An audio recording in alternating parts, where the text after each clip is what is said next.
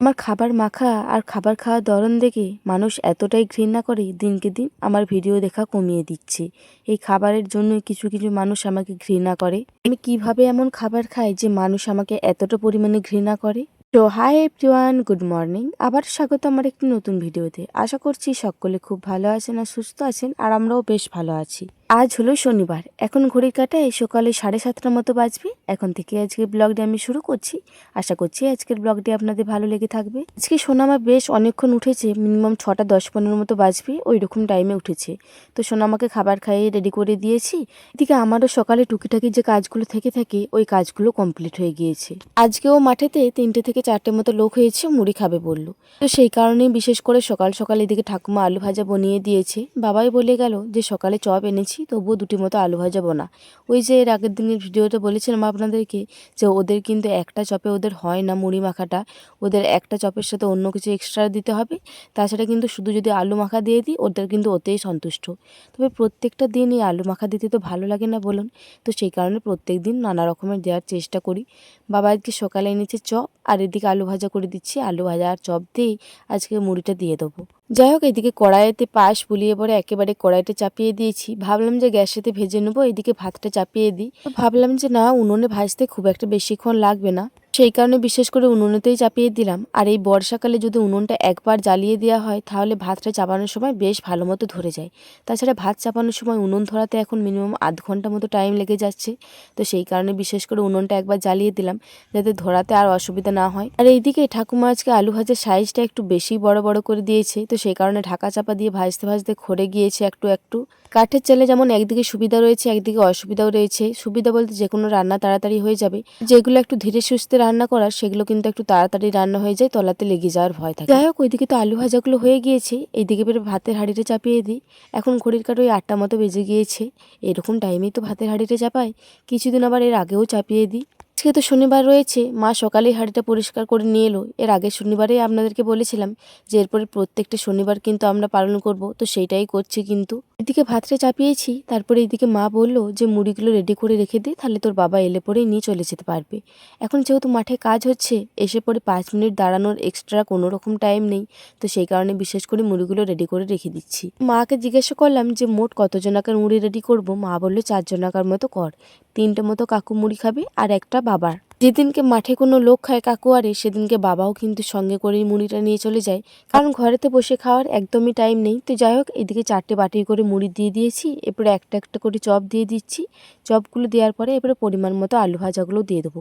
খুব বেশি পরিমাণে দেবো না, যেহেতু একটা করে চপ রয়েছে তার মধ্যে অল্প পরিমাণে দিয়ে দিয়েছি। যাই হোক, এদিকে চপ আলু ভাজা সব কিছুই দেওয়া হয়ে গিয়েছে। এরপরে একে একে প্রত্যেকটা বাটিতে গুড় দিয়ে দিচ্ছি। এরপরে দিয়ে দেবো কাঁচা লঙ্কা, পেঁয়াজ, তেল, সব কিছু দিয়ে পরে মা ওইদিকে গামছাটা নিয়ে দাঁড়িয়ে রয়েছে। আজকে মাই এটা বেঁধে দেবে, বললো তুই যদি কিছু কাজ আছে করে নিগা। এখন ঘড়ির কাঁটায় ওই 10টা মতো বাজবে। এই মুহূর্তে আমি স্নান করে চলে এসেছি। আজকে সকালে বাথরুম যাইনি, এই কিছুক্ষণ আগে বাথরুম গিয়েছিলাম, ভাবলাম একেবারে বাথরুম এসেছি স্নানটা সেরে চলে যায়। সোনামাটা আমার এতটাই দুষ্টু হয়েছে, এখন আমার কাছে ছাড়া কারো কাছে যেতে চায় না, যখন যেমন মন। তো এই মুহূর্তে মনীষা বুনু নিয়ে গিয়েছে, ভাবলাম যে একেবারে স্নানটা সেরে চলে আসি, তখন কারো কাছকে যেতে চাইবে, কেউ থাকবে না থাকবে, সেই কারণে বিশেষ করে। যাই হোক, আজকে দিদিভাই কিন্তু তরকারি পাতি সবকিছুই করে নিয়েছে। আজকে তরকারির মধ্যে 2টো মতো তরকারি হয়েছে, আলু পোস্ত করা হয়েছে আর নিরামিষ ঘুগনি করা হয়েছে। এইদিকে আজকে রয়েছে পঞ্চমী, তো মা কিছুক্ষণ আগেই পঞ্চমীর পুজো দিল। তো মা আজকে খাবে কলাই সিদ্ধ আর মুড়ি, তো সেই কারণে গ্যাসটা ভালো করে পরিষ্কার করে দিচ্ছি, কারণ বলা তো যাবে না বাচ্চা ছেলের ঘর কখন যে কে কোন দিকে কি হাতে নেড়ে দিয়েছে। তো সেই কারণে বিশেষ করে গ্যাসটা পরিষ্কার করে নিচ্ছি। আর আমরা এমনিতেও প্রত্যেক দিন রান্নার পরে কিন্তু গ্যাসটা পরিষ্কার করে থাকি।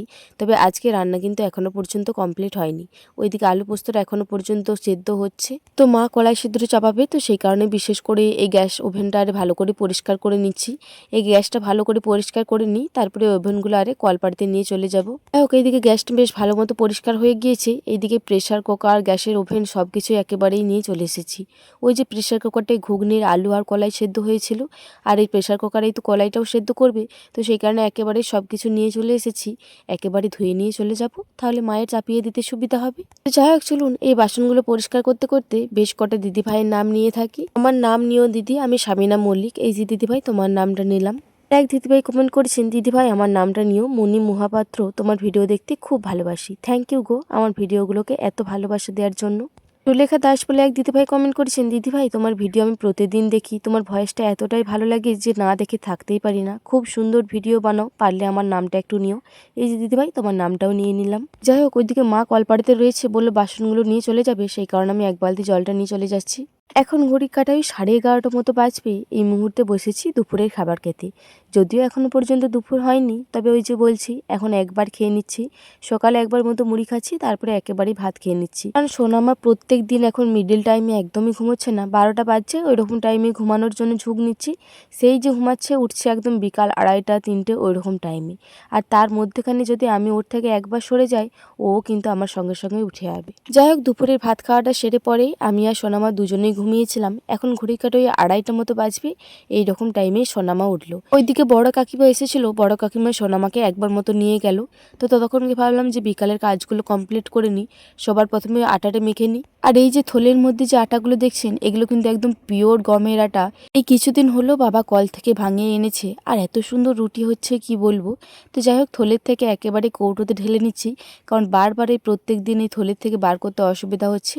তো সেই কারণে কৌটোটাই করে রেখে দিলাম, তাহলে প্রতিদিন নিতে সুবিধা হবে। তো যাই হোক, ওইদিকে 1 কৌটো মতো আটা ঢেলে নিয়েছি, আর এদিকে থালায় করে একদম পরিমাণ মতো আটা নিয়ে নিলাম আমাদের বাড়ির সকলের জন্য। এখন সবাই একটা দুটো করে প্রত্যেক দিন খেয়ে থাকে আমাদের বাড়ির সদস্যরা, সেই কারণে বিশেষ করে ময়দার পরিমাণটা একটু বেশি পরিমাণে নিয়েছি। তো যাই হোক, ওইদিকে কৌটোর আটাটা রেখে দিয়ে চলে এসেছি। এদিকে অল্প পরিমাণে নুন দিয়েছি আটাটার মধ্যে, তো সেই কারণে ওইটা একটু ভালো করে মাখিয়ে নিচ্ছি। তো যাই হোক, চলুন আজকে এই বিকালের কাজকর্মগুলোর সাথে সাথে একটা কমেন্টের রিপ্লাই দিয়ে থাকি। আমি একদিন পেঁয়াজ দিয়ে আলু মাখা করেছিলাম গরম গরম, সেইটা দিয়ে অল্প পরিমাণে দুধ দিয়ে মুড়ি মাখিয়ে খেয়েছিলাম। সেই ভিডিওতে একটা দিদিভাই কমেন্ট করেছেন, খাওয়া দেখে এদের ভিডিও আর দেখবো না, মিল্ক সাথে আলু মাখা ফার্স্ট দেখলাম আর দেখতেছি এইসব। তো যাই হোক, তোমাকে বিশেষ কিছু বলার আমার নেই, তবে মানুষের খাওয়া নিয়ে কোনোদিনও কিছু বলতে নেই, জানেন তো।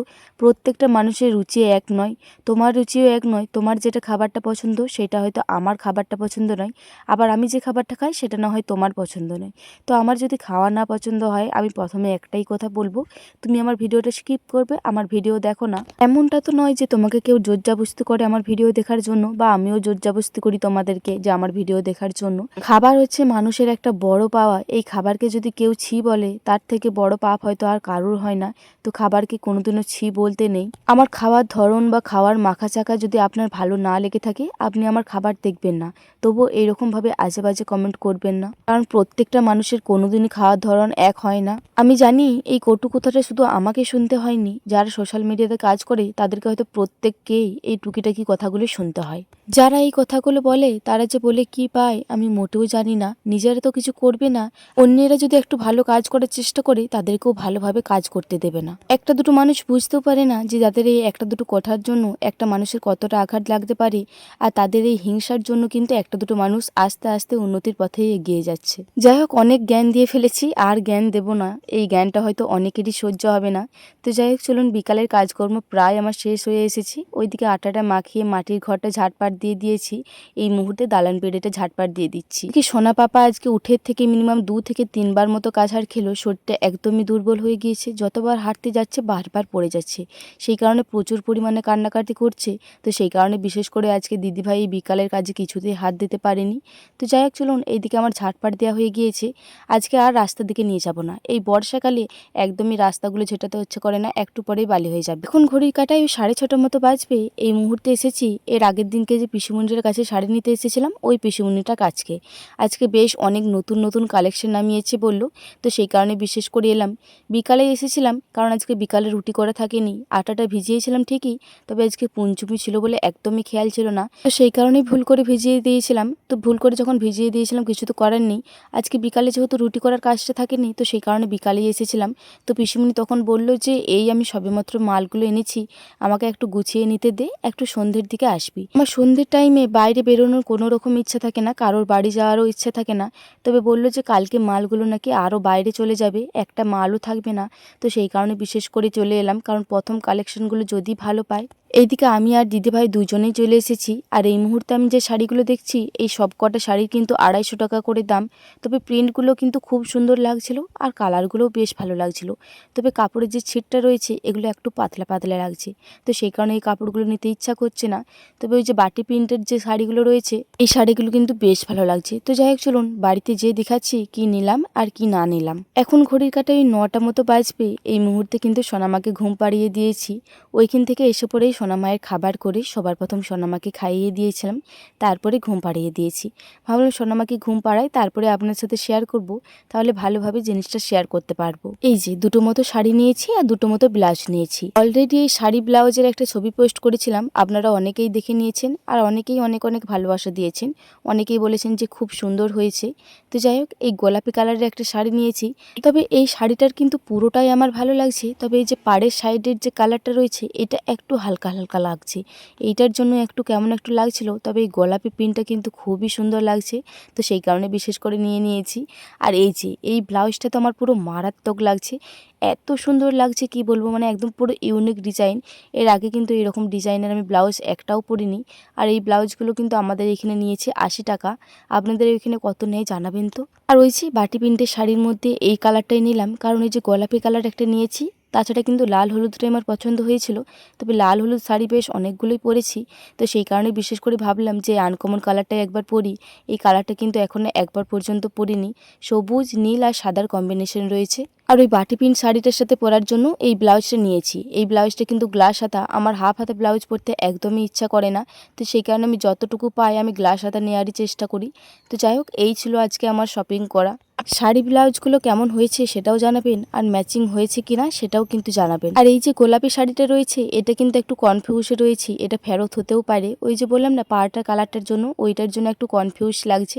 তো যাই হোক, চলুন আজকের ভিডিওটা আমার এই পর্যন্তই। আবারও দেখা হবে পরবর্তী কোনো ভিডিওতে। ততক্ষণে সকলে খুব ভালো থাকবেন আর সুস্থ থাকবেন। আজকের ভিডিওটি ভালো লেগে থাকলে একটি লাইক, কমেন্ট, শেয়ার আর সাবস্ক্রাইব করে আমার এই ছোট্ট চ্যানেলটির পাশে থাকবেন।